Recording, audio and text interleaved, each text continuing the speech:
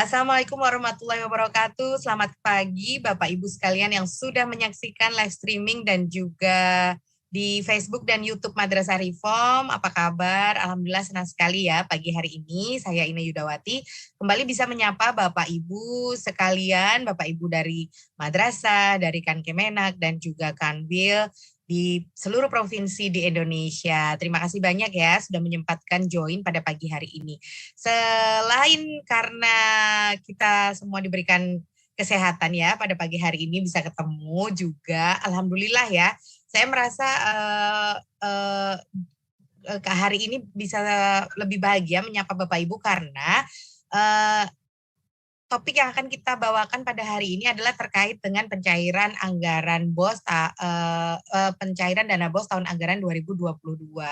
Kenapa bahagia? Ya karena ini loh Bapak Ibu, persiapan ini udah jauh lebih cepat gitu ya, lebih maju dibandingkan pencairan tahun sebelumnya kayak gitu ya. Nah, untuk itu kami sangat berharap Bapak Ibu sekalian bisa mengikuti sosialisasi pagi hari ini sampai nanti sekitar pukul 9.30 supaya kita bersama-sama nih bahu-membahu bisa mewujudkan target untuk bisa mencairkan dana BOS tahun anggaran 2022 di bulan Januari. Mudah-mudahan ya. Nanti kalau ada rekannya yang belum bisa bergabung atau anggota komunitasnya ya, komunitas EDMR KAM, BOS yang biasa diskusi, mungkin bisa diinformasikan ya poin-poin apa yang disampaikan dalam sosialisasi hari ini, supaya kita semua bisa bekerja sama nih bahu-membahu melakukan percepatan ya, jadi memenuhi target agar bisa dana BOS-nya benar-benar cair di bulan Januari gitu. Baik, saya sudah hadir bersama beberapa narasumber. Kita perkenalkan dulu ya sebelumnya. Assalamualaikum, ada Mbak Mei Wardani dari Jogja. Assalamualaikum Mbak Mei. Waalaikumsalam Mbak Ina, Pak Farman, Mas Eko, Mas Najib. Ya, lama banget ya Mbak ya, nggak ketemu ya Mbak nih, ya. 7 purnama nih Mbak Mei baru muncul lagi. Semoga teman-teman yang di madrasah ada yang kangen sama saya Mbak. Nanti bisa komen di kolom komentar ya Mbak ya kalau ada yang kangen. Banget dong. Dan alhamdulillah ya ini seger banget nih Mbak Mei. Wah, siap ya kita Mbak, berbagi sosialisasi pada pagi hari ini. Oke, kemudian ada Mas Eko bagian analis di kelembagaan. Assalamualaikum Mas Eko. Waalaikumsalam warahmatullahi wabarakatuh, Mbak Ina, Mbak Mei, Mbak Fia, Pak Farman, Mas Najib. Apa kabar? Semoga kabar baik semua ya pagi ini. Insya Allah. Terima kasih Mas Eko sudah bisa gabung pada pagi hari ini. Kemudian ada Pak Farman. Assalamualaikum Pak Farman. Assalamualaikum warahmatullahi wabarakatuh, Mbak Ina, Mas Eko, yang lain semua, Mbak Mei. Sehat ya Pak Farman, nanti Pak Farman akan membahas ya, ini Pak Farman ini yang biasa banyak komunikasi sama teman-teman madrasah di grup-grup dan lain sebagainya, nanti apa-apa aja sih terkait tahapan pengajuan persyaratan ini yang paling banyak ditanyakan gitu. Kemudian ada Mas Najib ini adalah pengembang portal BOS. Assalamualaikum Mas Najib. Waalaikumsalam Mbak Ina semuanya, selamat pagi. Iya, pagi Mas Najib. Nanti ya Mas Najib akan menjelaskan, mensimulasikan bahkan bagaimana mengupload dan juga memverifikasi. Kemudian ada Pak Asfiadi dari Bulukumba. Assalamualaikum Pak Asfiadi.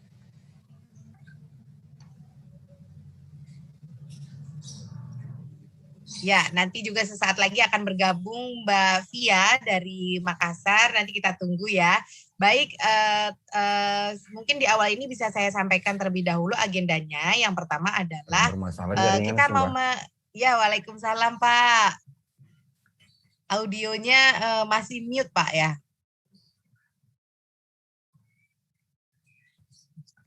Ya sudah agak bagus kan. Ya, terima kasih Pak sudah bergabung ya Pak. Baik, kita lanjutkan. Mungkin saya di awal ini saya sampaikan dulu ya agenda kita ya.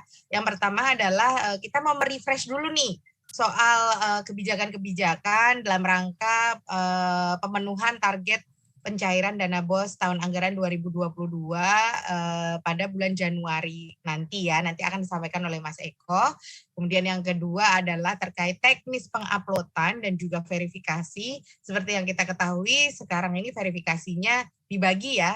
Jadi kalau yang MI/MTS di Kankemenak, kemudian yang MA di Kanwil. Nah, nanti Mas Najib akan membantu kita untuk mensimulasikan fitur-fiturnya gitu ya. Dan nanti kalau ada kendala teknis juga silahkan pertanyaannya disampaikan melalui kolom komen di YouTube. Nanti akan saya bacakan dan akan dijawab langsung oleh Mas Najib terkait hal yang teknis-teknis gitu. Kemudian jika nanti masih ada sisa waktu, kita lanjutkan mereview sedikit gitu ya bab 3 di Juknis Bos tahun anggaran 2022 yang akan dibantu oleh Pak Asfiadi dari Bulukumba nanti. Oke, baik, kita lanjut mulai saja ya Mas Eko. Silahkan Mas Eko, kita refresh dulu nih Mas, kita refresh dulu ya kebijakan-kebijakannya gitu dan juga detail-detailnya terkait dengan pencairan dana BOS tahun anggaran 2022. Silahkan Mas Eko. Baik. Terima kasih Mbak Ina. Bismillahirrahmanirrahim. Assalamualaikum warahmatullahi wabarakatuh. Terima kasih Mbak Ina atas kesempatan pada pagi hari ini. Sudah diberikan kesempatan dalam forum live streaming ini. Yang terhormat Pak Farman, Mbak Ina, Mbak Mei, Mbak Fia, Mas Najib, dan Pak Asfiadi ya dari Bulukumba. Selamat pagi. Terus yang kami hormatin Bapak Ibu sekalian yang telah bergabung di live streaming di Madrasah Reform ini, di YouTube ini pada pagi hari ini, yang telah senantiasa menyaksikan ya, selalu setia menyaksikan dalam Q&A ini. Semoga viewernya semakin bertambah gitu ya Mbak Ina. Baik, marilah kita panjatkan puja puji syukur kepada Tuhan Yang Maha Esa, di mana telah melimpahkan rahmat-Nya serta hidayah kepada kita semua, nikmat iman, nikmat sehat, sehingga kita bisa berjumpa di pagi hari ini. Sholawat serta salam semoga selalu tercurah kepada junjungan kita Nabi Agung, Nabi besar Muhammad Sallallahu Alaihi Wasallam, yang kelak syafaatnya kita tunggu-tunggu di Yaumul Qiyamah nanti. Amin.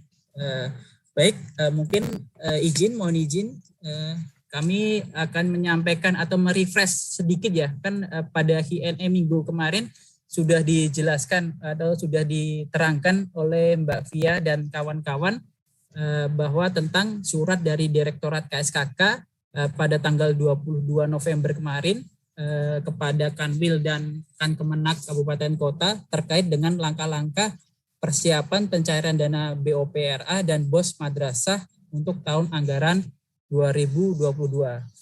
Mungkin singkat saja saya refresh dari yang telah disampaikan minggu kemarin, poin-poinnya saja untuk penyaluran di 2022 ini. Seperti di awal tadi Mbak Ina udah sampaikan, harapan kami, kita bersama bahwa mulai Januari 2022 dana BOS tahap 1 2022 bisa disalurkan dari Direktorat KSKK ke Madrasah penerima BOS, Madrasah swasta penerima BOS tahun anggaran 2022. Nah, untuk mencapai itu apa sih yang harus dilakukan kita semua dari madrasah, baik dari madrasah, dari tim kabupaten kota atau tim Kanwil provinsi dan tim di pusat serta kita semua. Mungkin singkat saja, mungkin di Desember ini di 2021 ini untuk Kanwil dan Kankemenak diwajibkan untuk menetapkan struktur tim pengelola BOP dan BOS tahun 2022. Struktur ini sesuai dengan Juknis BOS tahun 2022. Serta tim Kankemenak Kabupaten Kota dan Kanwil kami harapkan dapat melakukan sosialisasi terkait dengan Juknis BOS tahun anggaran 2022 kepada madrasah-madrasah di wilayahnya masing-masing. Kemudian kami harapkan juga tim Kanwil bisa melakukan sosialisasi seperti kita ketahui bersama untuk tahun anggaran 2022 ini ada sekitar 925 atau kalau tidak salah sebut, mohon izin kalau direvisi, sekitar 925 madrasah baru yang menerima di tahun anggaran ini. Dan alhamdulillah rekeningnya sudah selesai kami buat, selesai dibuatkan oleh bank penyalur dan sudah bisa dilihat di portal BOS masing-masing. Terus yang selanjutnya kami harapkan yaitu tim Kanwil bisa melakukan persiapan untuk penyaluran BOP RA. Seperti kita ketahui bahwa pagu anggaran untuk BOP RA ada di Kanwil masing-masing, sehingga kami harapkan penyaluran BOP RA juga bisa di awal tahun 2022. Itu yang bisa dilakukan di Desember. Selanjutnya untuk periode yang awal ini di tanggal 1 sampai 17 Desember 2021 ini sudah bisa dimulai untuk madrasah melakukan unggah dokumen persyaratan pencairan untuk BOS tahap 1. Jadi bisa dimulai ya Mbak ya, dari tanggal 1 sampai 17 Desember madrasah bisa melakukan unggah dokumen pencairan. Syarat-syarat yang bisa diunggah apa aja sih? Yang pertama pasti LPJ bagi penerima BOS 2021, LPJ dari bulan Juli sampai bulan November 2021. Yang kedua yaitu surat permohonan penyaluran dana tahap 1. Yang ketiga surat pernyataan tanggung jawab mutlak. Yang keempat perjanjian kerjasama antara madrasah dengan Direktorat KSKK Madrasah. Yang kelima yaitu RKAM-nya. Untuk madrasah yang menjadi peserta yang sudah menerapkan IRKAM bisa langsung tarik data aja. Tetapi bagi madrasah yang belum menerima BIMTEK dan belum menerapkan IRKAM bisa mengunggah Excel-nya, file Excel-nya di portal BOS akun masing-masing. Terus yang keenam yaitu kwitansi penerimaan di tahap 1. Itu batas waktunya yaitu 1 sampai 17 Desember 2021. Sedangkan untuk verifikasinya dilaksanakan mulai tanggal 6 sampai 31 Desember 2021. Mungkin tahun ini agak berbeda ya dari tahun 2021 untuk verifikasi ini seperti yang diinfokan Mbak Ina tadi. Untuk verifikasi MI/MTS masih di tim BOS Kemenag Kabupaten Kota, tetapi untuk jenjang MA verifikasi dilakukan oleh tim BOS kantor wilayah provinsi masing-masing. Nah, ini yang membuat perbedaan dibandingkan dengan tahun anggaran 2021. Poin yang bisa saya sampaikan lagi yaitu untuk tahun 2022 kami melihat ada potensi sisa atau surplus di BOP RA kurang lebih sekitar 100 miliar kalau kami sisir ya. Kemarin sempat kami sisir dari cut off tanggal 9 September dan 15 Oktober yang ada untuk BOP RA kemungkinan besar ada sisa. Jadi kami mohon untuk Kanwil, Ten Kanwil pada tanggal 31 Januari 2022 bisa melaporkan tentang potensi lebih dana di jenjang RA tersebut supaya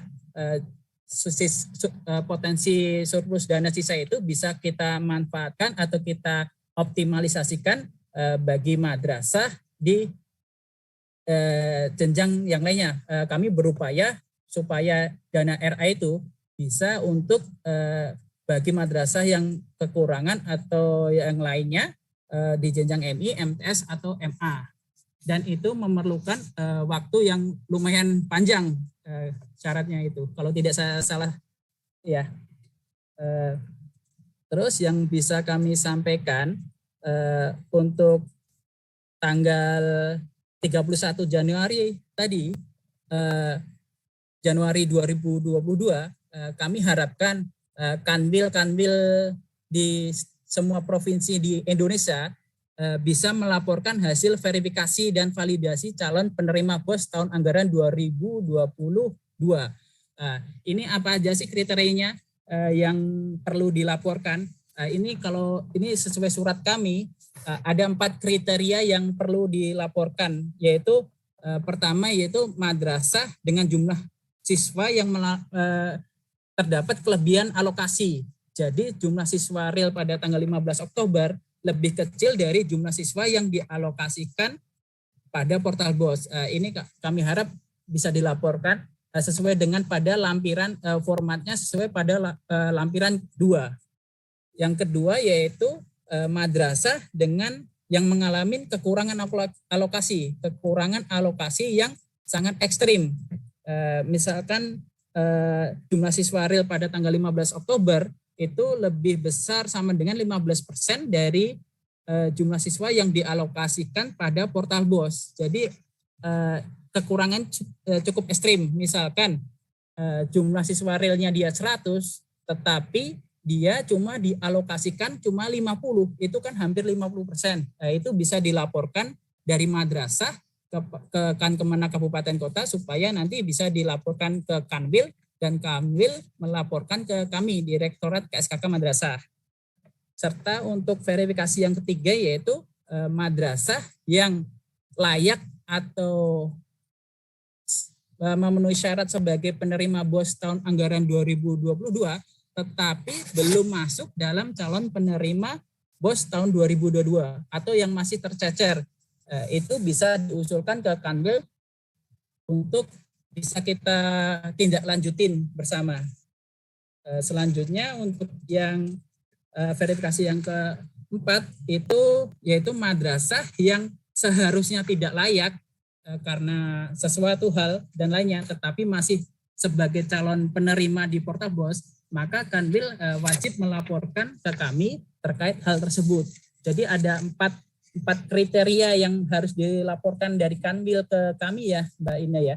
Jadi madrasah yang mengalami kelebihan alokasi, yang kedua madrasah yang mengalami kekurangan alokasi yang sangat ekstrim, yang ketiga madrasah yang layak mendapatkan dana BOS tetapi belum masuk sebagai calon penerima, yang keempat yaitu madrasah yang seharusnya tidak layak mendapatkan dana BOS tetapi masih masuk sebagai calon penerima. Itu deadline-nya di tanggal 31 Januari 2022 Kanwil wajib menyerahkan ke kami. Terus untuk poin selanjutnya yaitu tentang pengembalian sisa dana BOS tahun anggaran 2021. Jadi pada 10 Januari 2022 itu merupakan deadline dari madrasah untuk mengembalikan sisa dana yang tidak terpakai atau tidak terrealisasikan ke kas negara. Mekanismenya mungkin sesuai dengan surat ya. Jadi melapor ke live agent dahulu supaya bisa mendapatkan kode billing atau kode untuk pengembalian ke kas negara. Itu deadline-nya di 10 Januari 2022. Mungkin yang bisa sedikit lagi saya sampaikan bahwa seperti harapan kita supaya di tahap 1 ini, tahap 1 tahun anggaran 2022 bisa disalurkan, mohon bantuan dari tim Kankemenak Kabupaten Kota dan tim Kanwil Provinsi supaya untuk dapat melihat timeline-nya atau melihat waktu yang telah kita sepakatin supaya kami bisa dapat menyalurkan dana BOS madrasah tepat sesuai dengan yang direncanakan. Tambahan lagi bahwa untuk skenario di tahun anggaran di 2022 ini yaitu tidak ada skenario susulan, yaitu kalau apabila madrasah terlewat dari verifikasi atau unggah dokumen persyaratan, maka mereka akan dicairkan di tahap kedua. Maka akan bahasa beratnya ditinggal lah. Jadi kalau madrasah tidak melakukan unggah dokumen sesuai dengan waktu yang disepakatin tadi atau tidak diverifikasi oleh Kanwil, maka yang kami salurkan hanya yang sudah selesai diverifikasi oleh tim Kankemenak Kabupaten Kota atau tim Kanwil. Itu ya poinnya ya Mbak Ina ya. Terus yang poin selanjutnya yang bisa saya tambahkan yaitu kami mohon madrasah kita supaya lebih aktif atau lebih sering berkomunikasi dan berkoordinasi dengan Kankemenak di Kabupaten Kota atau ke Kanwilnya selama proses verifikasi tersebut sehingga madrasah bisa mendapatkan update tentang statusnya. Jangan sampai karena ada sesuatu sebab madrasah tersebut padahal sudah melakukan unggah data tetapi belum diverifikasi. Itu yang harus dihindari. Makanya kami mohon madrasah dapat lebih sering berkomunikasi, lebih sering berkoordinasi kepada tim Kankemenak atau tim Kanwil. Terus poin satu lagi yang bisa saya tambahkan yaitu madrasah-madrasah yang berada di daerah dengan akses internet yang susah atau akses internet yang mengalami kendala supaya bisa melapor ke live agent. Nomor WA-nya di Mbak Ina ya. Bisa lewat nomor WA ke tim live agent supaya dapat dicarikan solusi bersama, solusi yang terbaik untuk mengatasi kendala tersebut. Baik, Mbak Ina, mungkin itu saja yang dapat saya sampaikan. Mungkin kalau ada yang ketinggalan nanti bisa ditambahkan lagi. Terima kasih. Wassalamualaikum warahmatullahi wabarakatuh. Waalaikumsalam warahmatullahi wabarakatuh. Terima kasih banyak Mas Eko. Ini komprehensif sekali ya informasi yang disampaikan. Nah, Bapak Ibu sekalian jangan khawatir ya, nanti juga hasil pembahasan resume di sosialisasi pada pagi hari ini juga akan segera nanti saya sajikan dalam bentuk infografis. Kami akan sajikan dalam bentuk infografis dan akan diposting ya di sosial media Madrasah Reform dan juga di pop up di portal BOS. Nanti kalau udah jadi grafisnya saya minta tolong Mas Najib untuk uploadkan gitu ya, sehingga Bapak Ibu bisa merujuk di sana. Nah, sebelum agenda berikutnya adalah simulasi ya yang akan disampaikan oleh Mas Najib. Tapi sebelumnya mungkin juga untuk merefresh gitu ya, nanti biar nggak ujuk-ujuk kaget gitu ya, ini yang diupload, ini yang diupload. Mungkin saya mau sharing sedikit soal dokumen-dokumen berkas-berkas yang dipersyaratkan gitu ya. Nah ini sebentar, saya full screen dulu ya. Nah, ini ya. Ini diantaranya tadi yang dijelaskan adalah deadline dan persyaratan dana BOS tahap 1 2022 gitu ya. Kita akan membahas mengenai ini. Yang pertama syaratnya adalah mengupload EDM 2021 dan RKAM 2022. Kemudian LPJ bulan Juli sampai dengan November 2021. Lalu juga banyak pertanyaan kemarin, kalau upload LPJ dan ada revisi RKAM-nya bagaimana? Nah, maka akan disediakan juga fitur untuk mengupload RKAM revisi 2021 dalam kurung jika ada ya. Jika memang madrasah Bapak Ibu melakukan perubahan RKAM di 2021 dan kemudian akan di LPJ-kan, nah itu silahkan bisa diupload gitu. Kemudian SPTJB, kemudian PKS, BOS 2022, dan kwitansi penerimaan dana BOS tahap 1 2022. Adapun detail penjelasannya ya, catatan pentingnya adalah berkas-berkas tadi itu deadline-nya diupload 17 Desember 2021. Adapun mulai kemarin tanggal 1 itu sudah mulai bisa dicicil upload ya Bapak Ibu ya. Jadi kalau misalkan Bapak Ibu berkasnya misalkan gini RKAM-nya masih dikerjain gitu ya, tapi berkas lain udah siap, udah upload aja dulu gitu ya. Jadi nanti udah nyicil gitu, udah bisa dicicil seperti itu. Kemudian banyak pertanyaan itu adalah tanggal berkas PKS ini kapan sih? Gitu. Nah, tanggal berkas PKS-nya adalah sama dengan tanggal PKS yang diberikan oleh Direktorat KSKK ya. Jadi tanggal 1 Desember 2021. Mohon diperhatikan ya Bapak Ibu ya. Tanggal berkas PKS-nya adalah 1 Desember 2021. Kemudian tanggal berkas lainnya SPTJB, kemudian kwitansi dan lain sebagainya itu adalah 1 Februari 2022. Jadi ada 2 tanggal ya. Tanggal berkas PKS 1 Desember 2021, tanggal berkas lainnya 1 Februari 2022. Nah, kemudian detailnya nih sekarang ya, dokumen EDM dan RKAM 2022. Formatnya itu seperti yang link yang sudah sering kami sosialisasikan ya di Instagram Madrasah Reform juga ada tuh di situ sama di Facebook ya, linknya bisa diunduh di situ. Itu formatnya adalah Excel. Banyak yang bertanya nih, Mbak, kalau di PDF-in susah nih gitu ya. Mungkin karena sheet-nya banyak ya di Excel itu ya. Udah di-upload aja Excel-nya gitu.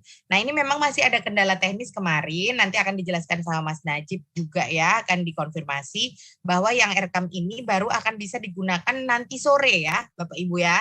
baru akan bisa diupload format Excel-nya nanti sore gitu. Jadi kalau misalkan Bapak Ibu mau upload EDM RKAM-nya besok boleh ya. Cicil dulu aja dokumen yang lain yang sudah ada ya.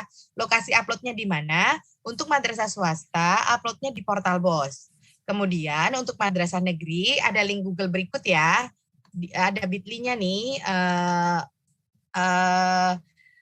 https://bit.ly unggah RKAM 2022. Mungkin Mas Heru bisa dibantu untuk diinformasikan link ini di komen YouTube ya dan di pin ya agar Bapak Ibu madrasah negeri bisa terinformasi di mana Bapak Ibu harus mengupload EDM dan RKAM 2022 yang disusun bagi yang madrasah negeri ya. Kalau madrasah swasta di portal BOS itu. Nanti format Excel yang diupload itu baru bisa dimulai nanti sore ya. Jadi saran saya besok aja nggak apa-apa. Besok aja ya, dicicil dulu aja dokumen yang lain. Kemudian ini adalah LPJ. LPJ-nya yang dibutuhkan adalah Juli sampai dengan November 2021 ya Bapak Ibu ya. Formatnya bisa PDF atau Excel, bisa rekap atau bulanan tuh ya. Jadi rekap Novembernya saja juga boleh. Tapi kalau pakai format yang diberikan oleh Pak Farman kemarin ya, itu kan Excel udah urut tuh, udah urut bulannya gitu. Jadi diupload aja semuanya gitu, nggak apa-apa Excel juga gitu ya. Nah ini udah bisa diupload kalau ini fitur ini udah disiapkan oleh Mas Najib nih, tinggal diupload aja. Lah, di mana uploadnya? Bagi yang sudah BIMTEK 2020 itu tinggal tarik data aja, tarik data. Kalau yang belum BIMTEK, uploadnya di portal BOS.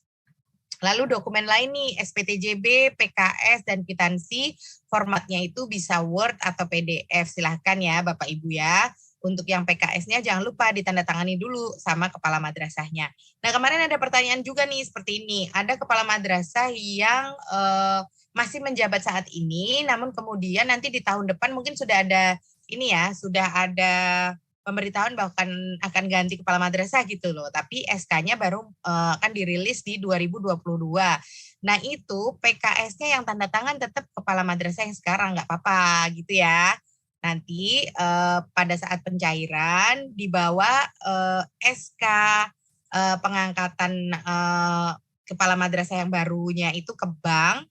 Kemudian nanti melakukan perekaman data ulang nih bagi yang sudah memiliki nomor rekening sebelumnya ya. Bagi yang sudah aktivasi di tahun sebelumnya, itu kan tahun ini nggak perlu aktivasi lagi, karena nomor rekeningnya masih sama yang digunakan. Kecuali bagi mereka yang ganti kepala madrasah, ganti bendahara. Nah itu harus ke bank dua-duanya, terus melakukan ke customer service dulu ya. Jadi pembaharuan data seperti itu, merekam lagi tanda tangannya bendahara yang baru atau kepala madrasah yang baru, seperti itu nanti baru bisa mencairkan. Gitu, itu note yang terkait PKS. Kwitansi penerimaannya jangan lupa nominalnya hanya 1 tahap dulu ya, jangan alokasi total ya. Kwitansi penerimaannya cukup yang tahap 1 dulu.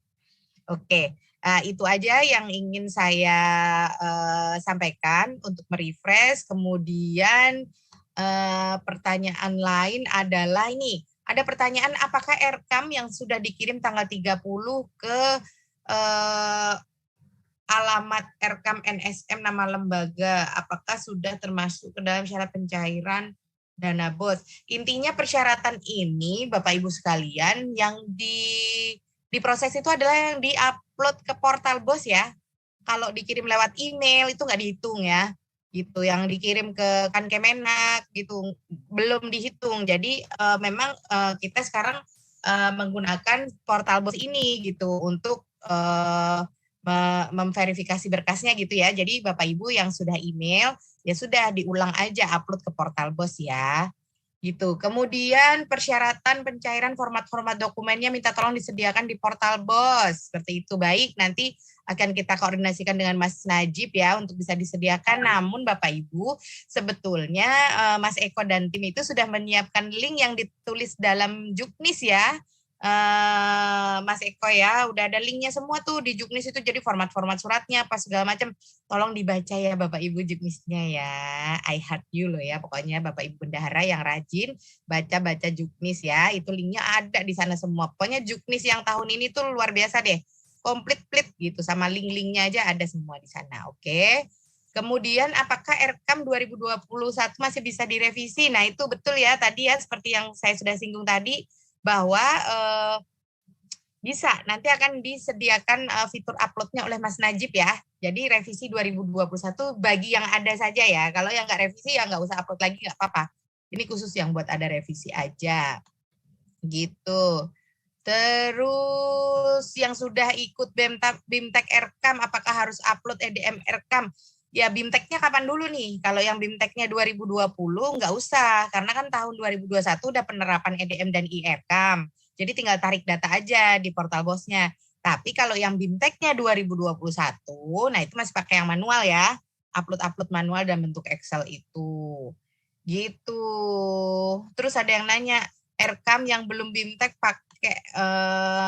pakai format yang mana? Gimana Pak Farman? Dijawab apa enggak ini Pak Farman? Ini pasti jarang nonton Q&A ya. Kayak udah hampir 2 bulan terakhir itu udah kita sosialisasikan formatnya yang mana. Ayo nanya sama temennya, ayo nanya sama TIK-nya, ayo nanya sama Kemenaknya.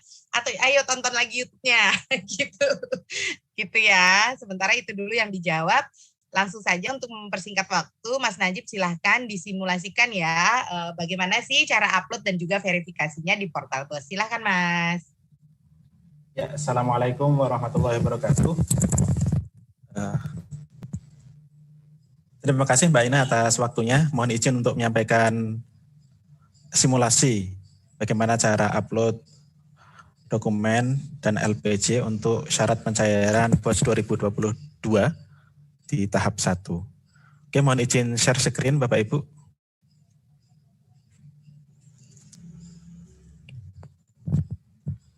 Nah, di sini saya sudah men-share halaman portal BOS seperti biasa. Ini Bapak Ibu sudah familiar dengan tampilan ini.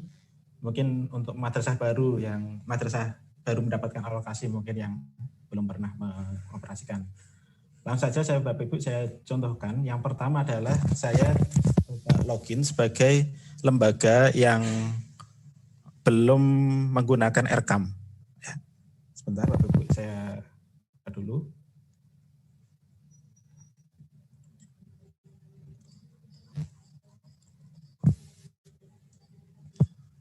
Nah, di sini saya menggunakan website contoh. Nah, Bapak Ibu setelah login akan mendapatkan informasi seperti ini. Jadi di atas ini ada tahun Bapak Ibu. Secara default maka tahun akan tampil 2022. Tapi Bapak Ibu juga bisa melihat tahun-tahun sebelumnya. Nah, untuk tahun ini Bapak Ibu bisa lihat di sini ada informasi jumlah siswa, kemudian jumlah siswa yang dialokasikan berapa, total alokasi, pencairan tahap 1, pencairan tahap 2. Dan statusnya sekarang sedang sampai mana. Kalau di sini berarti sedang mengisi data. Sedang mengisi data ini artinya Bapak Ibu sekarang proses upload dokumen dan belum diajukan ke verifikator. Karena verifikator di tahun ini ada 2, yaitu Kabupaten dan Kanwil. Maka nanti yang melakukan verifikasi juga tergantung dari jenjang lembaga Bapak Ibu. Apakah Bapak Ibu di jenjang lembaga MI atau MINTS atau MA. Kalau MI dan MTS, maka yang melakukan verifikasi adalah dari kabupaten. Sedangkan MA yang melakukan verifikasi adalah provinsi. Tetapi Bapak Ibu dari lembaga tidak perlu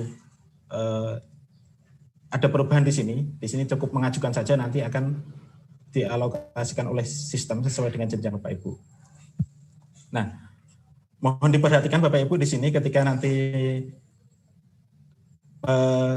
akan ditutup verifikasinya, mohon Bapak Ibu perhatikan di sini yang akan masuk ke SK adalah yang sudah diverifikasi Bapak Ibu ya, nantinya sebagai informasi awal ini mohon diperhatikan nanti bahwa sampai step 3 dianggap sudah layak untuk mendapat dicairkan seperti itu. Kemudian ini halaman dashboardnya. Kemudian yang pertama Bapak Ibu lakukan adalah perjanjian kerjasama, mengunduh perjanjian kerjasama. Klik di sini nomor PKS madrasah berapa, bisa diketik ya di sini Bapak Ibu, kemudian klik unduh, maka akan diunduh dokumen seperti ini. Ini tertera nama bank dan nomor rekening dan alokasi dananya. Nah, Dokumen ini jangan langsung diupload Bapak Ibu, mohon ditandatangani dulu dan sesuai dengan juknisnya, kemudian setelah itu di-scan, baru diupload. Ya. Uploadnya di menu persyaratan pencairan dana. Nah, Bapak Ibu misalnya sekarang belum siap LPG-nya, sebenarnya bisa langsung ke persyaratan pencairan dana, bisa nyicil dulu, dokumen-dokumennya sudah siap, bisa diupload dulu. Nanti ketika sudah lengkap, misalnya ini saya lengkapi dokumennya, anggap saya sudah lengkap di sini. Kemudian kalau diklik ajukan akan kita cek lagi apakah SPJ tahap 2 sudah diupload atau belum. Jadi SPJ tahap 2 2021 belum upload, maka Bapak Ibu belum bisa mengajukan. Nah, urutannya sebenarnya setelah PKS, kemudian LPJ Bapak Ibu. Nah, di sini madrasah-madrasah yang belum menggunakan RKAM akan diminta untuk upload melalui portal BOS. Menu upload sendiri akan muncul jika statusnya sudah diterima bank, artinya sudah melakukan pencairan di bank.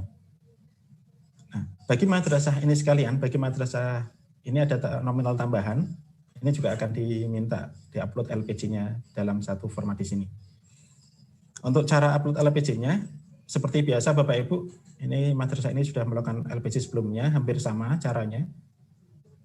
Kita klik upload LPG, sebentar menunggu respon. Nah, kemudian jumlah dana yang diterima sekian Bapak Ibu ya, bisa dilihat. Kemudian jumlah dana yang digunakan, misalnya saya input sini.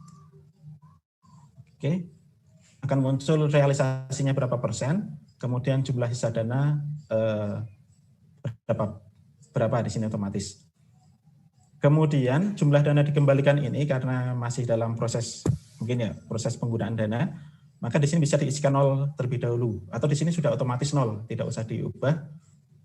Nanti ketika sudah melakukan proses pengembalian dana, misalnya ada dana yang dikembalikan, maka diketik di sini Bapak Ibu. Saya ketik misalnya sisa dana ini saya kembalikan, maka setelah saya ketik di sini angkanya, Bapak Ibu wajib mengupload bukti pengembalian dananya. Ini kalau sudah mengembalikan dana nanti ya. Januari ya. Ya, di note ya itu ya Bapak Ibu ya. Jadi pengembalian dananya tidak harus sekarang ya Mas Najib ya, itu bisa nanti di bulan Januari. Jadi karena ini LPJ-nya cuma Juli sampai November, sisa dananya masih bisa digunakan di bulan Desember. Ini jumlah dana dikembalikannya masih bisa 0 aja. Ya. Di 0 maka tidak ada yang wajib diupload. Tidak mengupload bukti pengembalian. Kita ulangi. Biar lebih jelas, kita isikan jumlah dana yang dikembalikannya 0. Oke. Seperti tadi Bapak Ibu di sini. Kemudian di sini 0 saja, kemudian laporan pertanggungjawaban ini bisa diunggah dalam format PDF atau Excel. Dua-duanya bisa. Ini Excel nyala, PDF juga nyala. Saya upload PDF dulu Bapak Ibu. Nah ini biasanya Bapak Ibu, ini kok nggak bisa diklik ya simpannya. Nah, di sini ada checklist Bapak Ibu ya, harus dicentang dulu. Saya menyatakan bla bla bla, centang, baru bisa diklik simpan. Ada informasinya, jumlah dana diterima, jumlah dana digunakan. Ini mohon diperiksa lagi apakah sudah sesuai dengan yang Bapak Ibu input atau ada kesalahan ketik misalnya. Nah bisa dicek lagi di lembar ini. Kalau sudah sesuai kirim. Proses upload, laporan SP setelah dikirim, ini jumlah dananya sekian, kemudian persentase realisasinya 84% dan belum ada jumlah dana dikembalikan. Nanti di akhir periode sistem akan mengecek berapa jumlah dana sisanya dan harus dikembalikan berapa. Seperti itu Bapak Ibu. Kalau sekarang masih dibuka. Kemudian setelah diupload LPJ-nya, Bapak Ibu bisa melengkapi atau melanjutkan melengkapi berkas-berkas yang Bapak Ibu unggah. Nah misalnya saya ada kesalahan upload, ini yang penting belum diajukan Bapak Ibu ya, Bapak Ibu bisa lihat dulu berkas-berkasnya apakah sudah sesuai atau belum, seperti ini.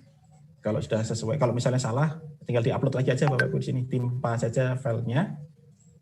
Ini saya ganti dengan dummy misalnya.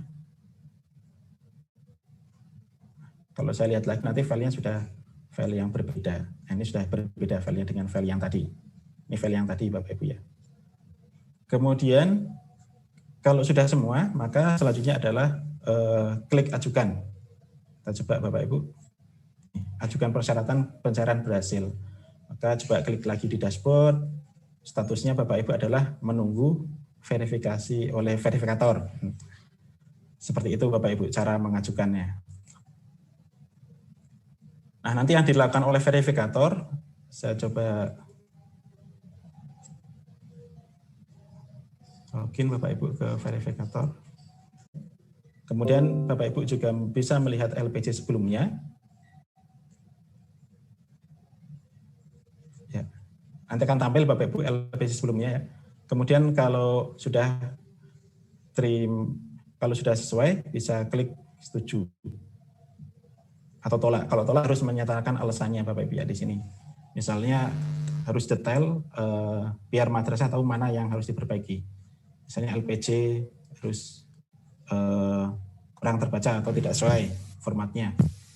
Kita ya harus detail, yang detail ya kalau bisa ya Bapak Ibu ya. Jadi jangan cuma nulis LPJ-nya perbaiki LPJ, jangan gitu kali ya. Mungkin lebih detail gitu ya Mas Najib ya.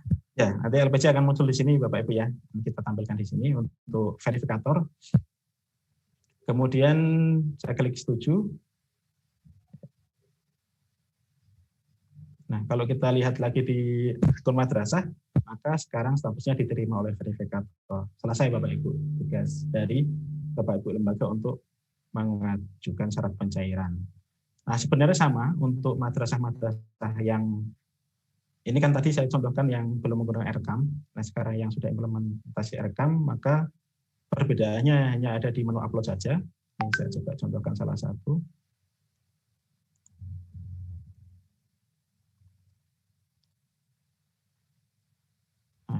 Semuanya sama, tinggal di data LPJ, di sini ada menu tarik data dari RKAM. Nah, kita coba tarik Bapak Ibu. Ini berhasil mengambil data RKAM, tutup, maka akan ada informasi seperti ini.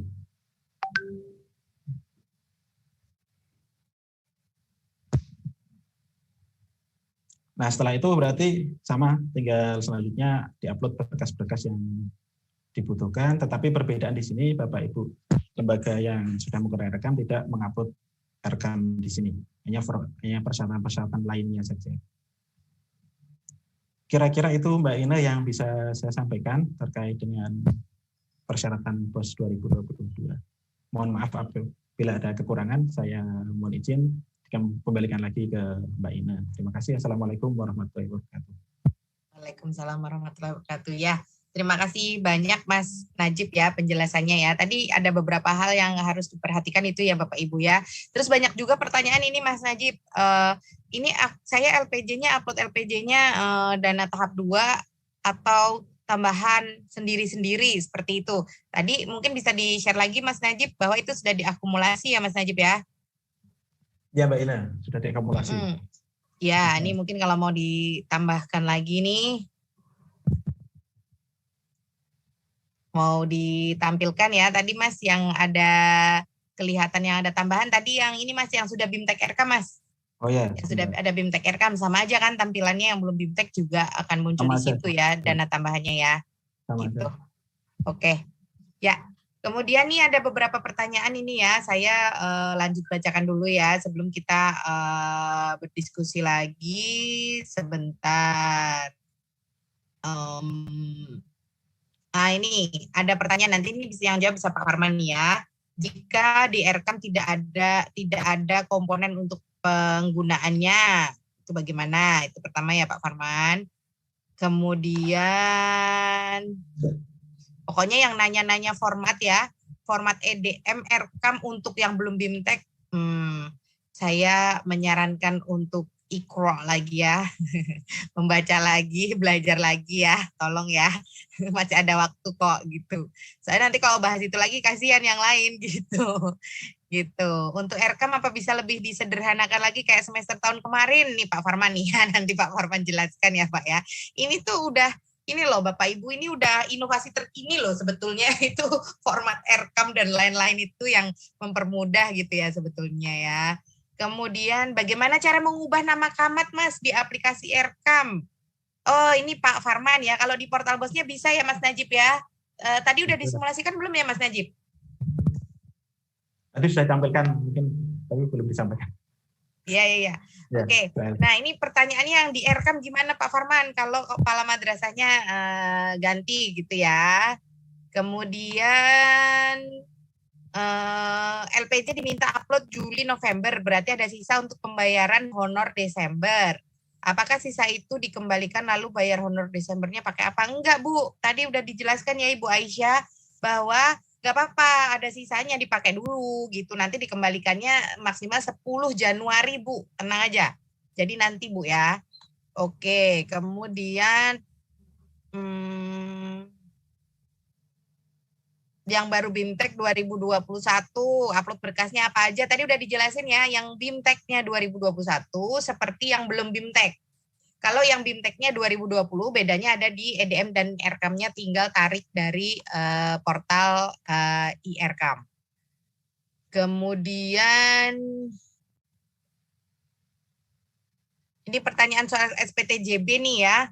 SPTJB-nya itu surat pertanggungjawabannya itu bagaimana, tahap berapa yang ditulis gitu ya. Oke, nanti saya carikan jawabannya sembari kita tunggu tunggu penjelasan dari Pak Farman ya. Kemudian kan formatnya Word atau PDF, gimana? Bukannya ada tanda tangan di atas materai kok bisa format Word? Ya udah Ibu, PDF aja nggak apa-apa, kan garis miring. Gitu ya. Kemudian untuk tanggal kwitansi, itu tadi udah dijelasin ya, tanggal-tanggalnya adalah 1 Februari 2022. Kemudian nih, ketika tarik iAircam Mas Najib, muncul jumlah dana dikembalikan.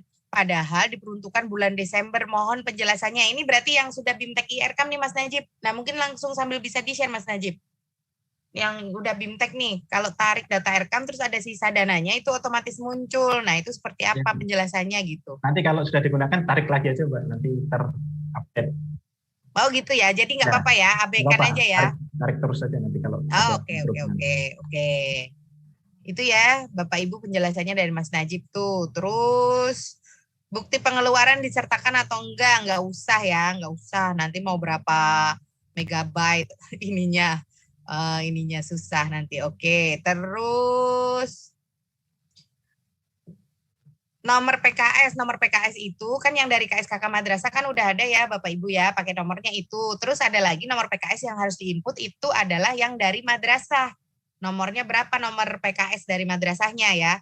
Nah tanggalnya itu 1 Desember 2021 khusus yang PKS. Tadi udah dijelaskan ya. Oke, terus LPJ per November 2021. Kalau jumlah dana yang digunakan diisi portal BOS juga per November 2021 berarti belum 100%. Udah ya, iya benar. Jadi memang nggak apa-apa, belum 100% memang.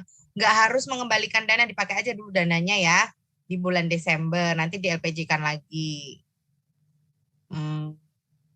Udah. Kayaknya itu aja. Nah, Pak Farman mungkin bisa dijelaskan dulu nih, Pak. Tadi ada beberapa pertanyaan nih, Pak, yang terkait sama Aircam. Silakan, Pak Farman. Ya, makasih Mbak Ina. Mungkin bisa sekalian share screen lagi yang tadi. Jadi nanti kita sambil mengurutkan di situ ya. Yang pertama yang menggunakan Aircam, masih ada yang nanyakan kalau komponennya tidak ada.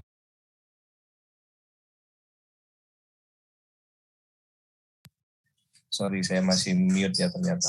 Ya, ternyata untuk yang mengisi di Aircam, khususnya peserta BIMTEK 2020, tadi masih ada yang menanyakan kalau komponennya tidak ada. Nah, itu kan sudah dijelaskan juga di minggu lalu ya. Gunakan komponen lainnya di dalam subkategori komponen yang ada. Jadi dicari aja di situ Bapak Ibu. Kemarin minggu lalu kan sudah didemokan juga itu adanya di mana, lainnya itu ada di mana gitu. Jadi apapun subkegiatan ataupun komponen, kalau tidak ada yang spesifik terkait dengan komponen belanja yang mau di SPJ-kan Bapak Ibu masuk ke RKAM, gunakan komponen lainnya gitu ya. Kemudian ini kita coba jelaskan bukan saya jelaskan tapi nambahin satu-satu aja.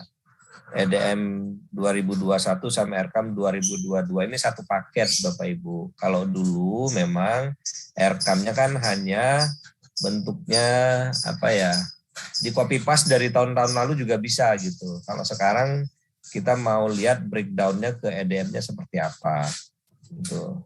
Kemudian kan nanti ada APBM-nya. Berapa persen yang terpakai untuk dari EDM, berapa persen yang terpakai dari non-EDM. Nah ini sebenarnya informasi ini penting nanti untuk Mas Eko dan teman-teman.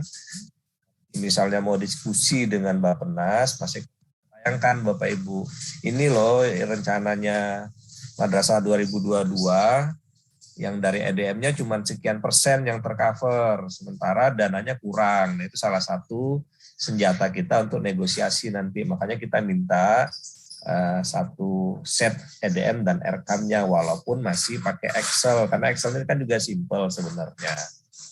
Jadi kalau mau disimplifikasi lagi, kita balik lagi ke yang pola lama gitu. Nanti Bapak Ibu ya terima dropping aja gitu. Kita agak susah mau negosiasi dengan Bappenasnya, karena ini mumpung Bappenasnya juga buka pintu nih Mas Eko ya.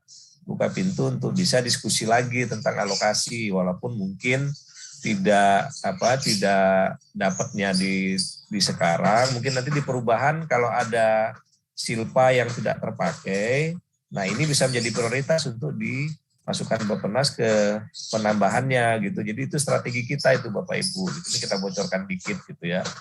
Nah kemudian di scroll ke slide berikutnya Mbak Ina. Nah, ya ini ya, yang deadline-nya tadi, coba ke yang atas, yang tadi slide pertama tadi, sorry. Nah, kemudian LPJ Juli sampai dengan November. Jadi, karena memang kan kita mau mengejarkan Januari 2022 sudah transfer. Nah, kalau mau dipaksakan sampai dengan Desember, nanti takutnya makan waktu lagi Bapak Ibu. Jangan-jangan nanti jadi molor lagi sampai Februari. Nah cuman memang banyak yang mispersepsi nih teman-teman di madrasah. Ada yang memaksakan menyelesaikan LPJ-nya sampai dengan Desember. Padahal kan Desember belum terjadi. Jadi masih pakai asumsi-asumsi. Nah itu nggak benar. Jadi kalau ada yang nanti mengupload sampai dengan Desember, justru nanti dikembalikan oleh kabupaten kota untuk diperbaiki dari verifikasinya. LPJ tetap sampai November, kemudian kalau ada sisa, itu seperti yang dijelaskan oleh Mas Najib tadi, by system. Teknisnya ya memang Bapak Ibu tinggal prediksi aja kira-kira Desember itu berapa rupiah keperluannya. Karena ada juga yang nanya apakah harus minimal 80%, Pak. Enggak juga. Kalau yang 80% itu kemarin syarat pencairan tahap 1 minimal 80% karena ada PMK-nya. Nah, kalau yang ini enggak, mau Bapak Ibu alokasikan berapa di Desember enggak ada masalah. Nanti di SPJ-kannya ya sesuai dengan kejadian transaksi. Nah, kapan itu nanti diminta LPJ Desembernya? Nanti bulan Juli ya, Mas Eko ya, Mbak Ine ya, sebagai syarat pencairan tahap 2. Nah, di situ nanti baru dimintakan kalau ada sisa bukti pengembalian. Kemudian nanti pakai dokumen apa, seperti yang dijelaskan oleh Mas Eko tadi gitu ya. Kemudian, nah apakah RKAM-nya masih bisa yang pakai aplikasi ya? Apakah RKAM-nya masih bisa direvisi? Masih Bapak Ibu. Sampai dengan akhir Desember pun masih bisa direvisi. Nah, kalau yang pakai aplikasi itu tinggal nanti bagaimana koordinasi dengan admin kabupaten kota untuk buka jadwal revisinya, jadwal perubahannya gitu ya. Nah, ini kan mumpung deadline sampai dengan 17 Desember ya Mbak Ina ya. Nah, deadline sampai 17 Desember ini kan kemarin kalau yang RKAM kan jadwal input kan sampai dengan 30 November. Nah, 30 November itu kan jadwal perubahannya. Nah, kalau yang Tapi kalau dalam kondisi tertentu, madrasah masih butuh untuk merevisi transaksi sampai dengan 30 November, silakan koordinasi dengan kabupaten kota, minta bukakan jadwal gitu. Jadwal untuk supaya bisa mengejarkan 17 Desember sudah final yang di-upload tadi gitu ya. Itu terkait dengan revisi RKAM 2021. Kemudian SPTJB. Nah ini memang kurang penjelasan memang Mbak Ina. Kita tambahkan aja nanti. SPTJB ini kan surat pernyataan tanggung jawab belanja. Belanja yang mana? Ya belanja tahap sampai dengan November 2021. Jadi SPTJB-nya mungkin kita tambahkan nih Mbak Ina penjelasannya. SPTJB Juli sampai dengan November 2021. Nanti yang SPTJB Desember itu nanti satu set pada saat nanti di pengajuan di tahap 2 LPJ Desember plus SPTJB Desember 2021 gitu ya. Kemudian PKS Bos tadi sudah dijelaskan oleh Mbak Ina. Kemudian kwitansi, nah ini juga jangan sampai salah persepsi lagi. Di sini sudah dituliskan bahwa kwitansi itu adalah kwitansi penerimaan dana bos tahap 1 2022. Formatnya seperti apa? Seperti format yang waktu Bapak Ibu mengajukan kwitansi dana bos tahap 2 2021 kemarin, sama persis formatnya. Nah kemudian banyak juga mungkin nanti yang akan menanyakan nih dari 6 item ini, yang mana yang dimaterai? Yang wajib dimaterai itu adalah yang paling bawah, yang kwitansi. Kemudian PKS ya, Mbak Ina ya, Mas Eko ya, PKS kan wajib kan ya di sisi tanda tangannya gitu. Jadi yang 2 di bawah itu mungkin nanti kita kasih tanda kurung Mbak Ina, bermaterai, kemudian yang kwitansi juga bermaterai. SPTJB sebetulnya tidak perlu ya. Sebetulnya itu tidak perlu. Nanti coba kita cek lagi SPTJB perlu materai enggak ya? Saya lupa tuh. Mbak Ina. Ya, nanti coba saya cek Pak, nanti ya, yang perlu dikasih materi nanti saya note ya, nanti akan saya buatkan infografisnya. Ya. LPJ itu nggak perlu harusnya dimateraikan gitu. Nah kemudian terkait dengan deadline ini mumpung masih sampai dengan 17 Desember, walaupun mungkin jadwal input RKAM-nya sudah ditutup oleh admin kabupaten kota, silakan koordinasi saja dengan admin kabupaten kotanya kalau masih ada yang ingin diperbaiki ya, realisasi dan segala macamnya. Nah kemudian ada juga yang nanya Pak, kalau yang bintik 2021 ini kan sedang jalan, boleh nggak kami langsung input di RKAM? Kita khawatirnya kalau Bapak Ibu paksakan input di RKAM, pemahamannya masih setengah-setengah, malah nggak selesai nanti RKAM sama realisasi sampai dengan Novembernya. Makanya kita menyarankan menggunakan saja pakai Excel. Nah kemudian kalau untuk LPJ, pakai Excel yang mana? Ini juga sepertinya sudah dijelaskan. Kalau Bapak Ibu yang sudah punya BKU, SPJ, LPJ sendiri yang dari awal sudah ada Excel-nya, silakan pakai itu. Gitu ya. LPJ-nya boleh yang rekap, boleh yang bulanan. Karena kan seperti pengalaman tahap 1 kemarin, madrasah bikinnya rekap, tapi nanti pada saat verifikasi kabupaten kota juga minta yang bulanan. Karena memang kan sebenarnya konsep LPJ itu kan bulanan.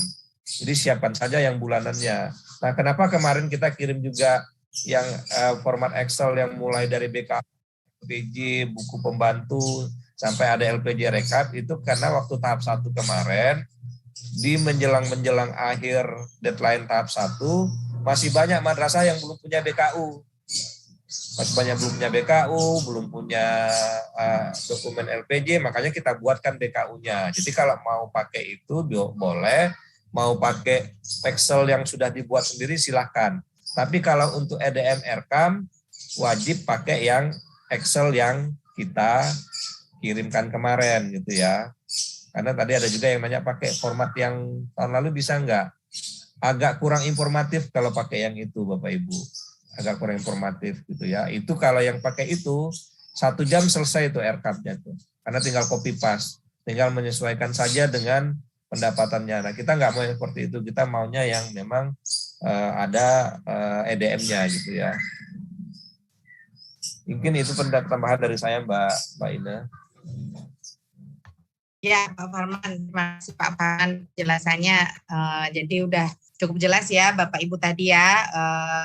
Nanti hasil resume informasi ini akan saya convert dalam bentuk infografis gitu ya. Nanti akan saya upload di sosial media Madrasah Reform dan juga di pop up di portal BOS ya. Nanti minta tolong Bapak Ibu yang misalkan ada rekan komunitasnya dan lain sebagainya yang belum mengikuti untuk bisa ikut di share ya. Kemudian nih ada satu pertanyaan lagi nih Pak Farman, mungkin nanti kita bisa jawab sama-sama ya. Ada pertanyaan bagaimana jika madrasah ini di tahun 2021 hanya mencairkan tahap 1 saja. Nah, LPJ-nya seperti apa, SPTJB-nya seperti apa gitu Pak Farman ya. Kalau menurut hemat saya LPJ-nya ya sesuai dana yang diterima ya. Toh kan dana yang diterima di tahap 1 itu bukan berarti harus langsung habis di tahap 1 kan. Kan kemarin syarat mendapatkan tahap 2 adalah kalau sudah menggunakan minimal 80%. Nah, kalau tidak mengajukan tahap 2 berarti bisa jadi sewaktu pencairan tahap 2 itu dananya masih sisa kan. Nah, dana itu kan bisa dipakai sampai dengan bulan Desember di 2021 ini, sehingga LPJ-nya udah tetap aja sampai November gitu. Perkara dananya ternyata udah 0 di bulan Juli misalkan, atau di bulan Agustus ya nggak apa-apa, tapi LPJ-nya ya tetap sampai November. Begitu nggak Pak Farman? Ya, ini agak unik juga ya. Jadi on off ya ininya madrasahnya ya. Jadi memang kalau seperti itu, jadi LPJ tahap 2-nya ya nihil, 0. Nanti dikasih penjelasan saja kalau masih ada sisa seperti yang disampaikan Mbak Ina tadi, yang maksimal 20% digunakan di tahap 2, nanti di bawahnya dijelaskan bahwa ini adalah LPJ sisa dana BOS tahap 1 dan tahap 2 madrasah tidak mengajukan pencairan atau tidak menerima dana BOS tahap 2 sehingga LPJ-nya nihil, seperti itu aja. Penjelasannya begitu Mbak Ina. Gitu aja. Oke. Terus kalau SPTJB-nya gimana Pak? SPTJ-nya sama kalau menurut saya, memang harus ada modifikasi penjelasan ya, bahwa yang sampai dengan pertanggungjawaban Juli sampai Desembernya nihil, 0 karena karena tidak mencairkan. Karena tidak menerima dana BOS tahap 2. Ya, oke. Ini ada 2 pertanyaan lagi nih ya. Ada 2 pertanyaan lagi. Oh ya, SPTJB itu sepertinya perlu pakai materai Mbak Ina, karena dia kan surat pernyataannya. Jadi memang dengan. Oke, nanti saya cek lagi Pak. Itu sebetulnya linknya udah ada di Juknis ya Bapak Ibu ya. Pasti kalau ada kewajiban materai itu pasti di formatnya tuh udah ada kotaknya ditulis materai gitu. Materainya 10.000 ya. Gitu. Terus ini ada masukan nih, bagaimana jika format yang diupload itu udah ada format kosong sekaligus sampel yang sudah ada isinya gitu ya. Ya, insya Allah ya Bapak Ibu ya. Tapi kalau enggak, formatnya kan udah ada ya, tinggal diganti-ganti aja gitu. Maksudnya biar nggak salah contoh gitu ya. Nggak salah ngisi gitu ya. Ada contohnya mungkin maksudnya kayak gitu. Oke, ini masukan yang bagus ya. Tapi nanti coba realisasinya nanti kita coba sesuaikan. Ini ada pertanyaan nih terkait aplikasi IRKAM Pak Farman pada data LPJ Madrasah. Ketika diklik tarik di IRKAM, persentase realisasinya sering berubah-ubah, tidak sinkron dengan input di realisasi pengeluaran kegiatan dan BKU. Kemarin realisasi sudah 100%, tetapi hari ini diklik tahu-tahu jadi 66,7, sehingga jumlah dana yang harus dikembalikannya berubah lagi. Ini bikin deg-degan gitu, Pak ya. Ya. Itu dulu Pak, coba Pak, jawabannya gimana Pak? Ya, saya kemarin dapat beberapa info terkait dengan ini Mbak Ina. Saya juga kan kurang ngerti gimana yang mana yang di API-kan oleh Mas Panji. Waktu tahap 1 kan saya udah bilang tuh yang di API-kan yang mana. Saya udah minta Mas Panji untuk cek lagi yang di API-kan itu sudah benar belum gitu. Yang diintegrasikan dari RKAM ke portal BOS yang ditarik itu yang mana supaya jangan sampai salah, karena ada juga yang kemarin lapor ke saya, info ke saya, realisasinya sebenarnya belum 100%, tapi waktu tariknya masuknya 100%. Nah itu realisasi yang mana yang ketarik gitu. Jangan-jangan itu rencana yang ketarik, itu yang saya masih minta Mas Paji untuk cek Mbak Ina. Oke. Ya, nanti ditunggu ya perkembangannya. Yang penting gini aja sih Bapak Ibu, kalaupun memang masih menemukan kendala kayak gitu, nggak apa-apa, mungkin bisa nanti kan itu terkait sama pengembalian ya. Pengembalian kan berarti di awal tahun ya Pak Farman ya. Nah, nanti mungkin bisa tuh rekam jejaknya ketika itu berubah, atau mungkin di screen capture dulu gitu ya. Jadi nanti disampaikan justifikasinya di terakhir gitu, bahwa misalkan ini di aplikasi IRKAM harus ada dana yang dikembalikan, padahal sebetulnya kami sudah realisasi 100%, ini ada rekamnya gitu ya Bapak Ibu ya. Jadi mungkin gini juga Mbak Ina, tambahan ya. Informasi juga di infografis kita nanti juga dimasukkan lagi nomor kontak Live Agent. Jadi yang terkait juga isu yang ini di screen capture Mbak Ina tadi, di screenshot, kan ke Live Agent, nanti kan direkap tuh. Itu nanti sebagai informasi ke tim IT-nya, ini ada yang perlu dicek lagi di tarikan datanya gitu Mbak. Iya Pak. Oke. Bapak Ibu semua, nomor telepon Live Agent ya, WhatsApp di 081147402020. Ada di surat edaran juga ya di bagian bawah. Kemudian Mas Eko, ini sepertinya memang kita mungkin ya bisa diwacanakan ada perbaikan dokumen yang di link, dokumen formatnya ya, yang di linknya dicantumkan di Juknis itu Mas, karena ada nih yang menyampaikan masukan seperti ini: format surat permohonan, SPTJM, dan kwitansi penerimaan tahap 1 yang kami unduh dari link masih berupa draft. Ada data yang kami tidak tahu harus diisi apa, jadi mohon disediakan format yang sudah jadi, seperti itu Mas. Nanti mungkin bisa ya Mas kita coba follow up contohnya gitu ya, dalam beberapa hari ke depan gitu ya Bapak Ibu. Tapi sebaiknya Bapak Ibu juga mencoba dulu ya. Ini mungkin kalau yang sudah pernah mencairkan di tahun 2021 sebetulnya sama ya, cuman berubah berubah deskripsi di tanggal kayak gitu. Itu ya. Jadi nanti mungkin bisa juga sharing-sharing di grup-grup diskusi yang ada ya. Gitu. Terus pertanyaannya adalah gimana LPJ Desember gitu ya. LPJ Desember itu nanti tetap dibikin ya Bapak Ibu ya, tapi di-uploadnya adalah saat mau mengajukan tahap 2 nanti di bulan Juni gitu. Terus ada pertanyaan, gimana nih kalau belum pernah upload LPJ dari tahap 1 maupun tahap 2 di tahun 2021 gitu ya. Berarti kalau nggak upload yang tahap 1, madrasah ini tidak mendapatkan dana tahap 2 dong, karena itu kan persyaratan ya. Nah kalau gitu ya udah nggak apa-apa, bikin aja LPJ-nya ini, karena nggak dapat tahap 2, jadi ya udah yang di LPJ-kan aja yang dana yang diterima tahap 1. Penggunaan dananya tetap boleh sampai Desember kok Bapak Ibu itu, meskipun hanya mencairkan 1 tahap, itu kan bukan berarti dananya harus dihabiskan sebelum bulan Juni. Kalau ada sisa ya boleh dibelanjakan Juli, Agustus, September, Oktober, November, dan Desember. Seperti itu ya, tetap dibikin LPJ. Ina. Ya. Mungkin yang perlu diperjelas juga itu adalah untuk madrasah yang baru menerima BOS di 2022 nanti. Ya. Ada yang mereka perlu upload. Nah itu mungkin yang perlu nanti dijelaskan juga di infografisnya. Jadi jangan sampai ada miss, kesannya mereka tidak upload, jadi ter-delete mereka dari daftar yang harusnya menerima. Karena memang mereka baru kan ya, baru. Iya. Ya, kalau penerima baru itu hanya beda di LPJ ya Pak Farman ya. Jadi tidak mengupload LPJ, tapi tetap SPTJM ya Pak, digantinya ya, bukan SPTJB tapi SPTJM ya Pak. Ya, dan nominalnya adalah sesuai dana yang akan diterima ya. Sesuai dana yang akan diterima. Nanti akan saya buatkan infografisnya ya Bapak Ibu ya, untuk madrasah yang sudah pernah dapat di tahun 2021, untuk madrasah yang baru dapat seperti apa persyaratannya, dan kemudian tanggal-tanggal deadline-nya dan lain sebagainya.